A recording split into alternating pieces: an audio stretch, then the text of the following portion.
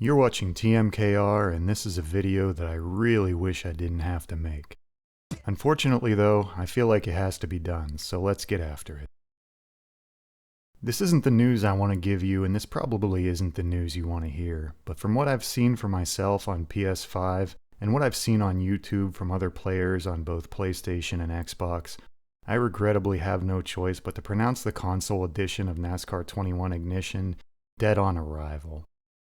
In my last video, I showcased some race-breaking AI issues, graphical bugs, lack of wheel support, and the general unfinished feel of NASCAR 21 Ignition. I thought that maybe I was a bit too hard on it, so I decided to fire up the game again and try some road course racing.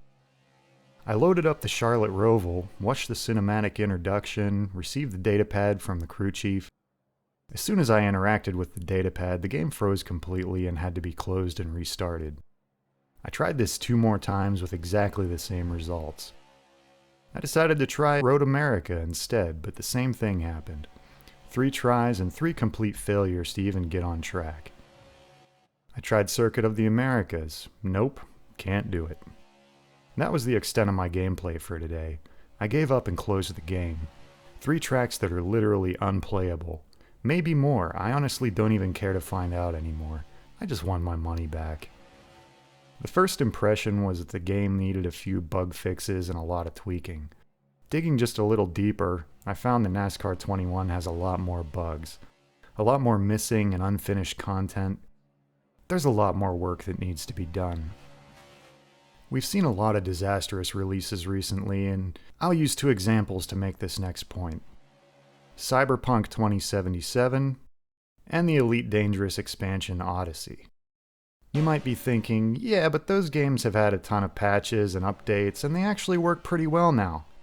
Good, that means you're following me so far. Those games have been worked on tirelessly for nearly a year now, and there are still things that need to be patched and ironed out. There isn't some hidden menu in the game that developers can open and turn things on and off, or a slider for optimization and graphics quality. A single bug or optimization issue can take months to resolve, and NASCAR 21 Ignition has a litany of them. This is a yearly title, so by the time the studio could get this one working right, it would be time to release the next one. Pretty sure the developers are going to be needed to work on that. I'm not saying there won't be updates, I'm sure there will be some bug fixes. There has to be some damage control here, but honestly, I don't expect much more than that. I want this to be the awesome and revolutionary NASCAR game that we were promised as much as you do, but it simply isn't and won't be. I'm not trying to be negative here or let my frustrations speak for me, I'm just being pragmatic. I'll go ahead and wrap this up before it starts to feel like a rant, because that's not what I'm here to do.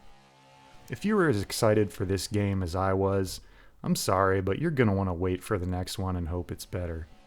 When it comes around, don't be a sucker like me and fall into the hype.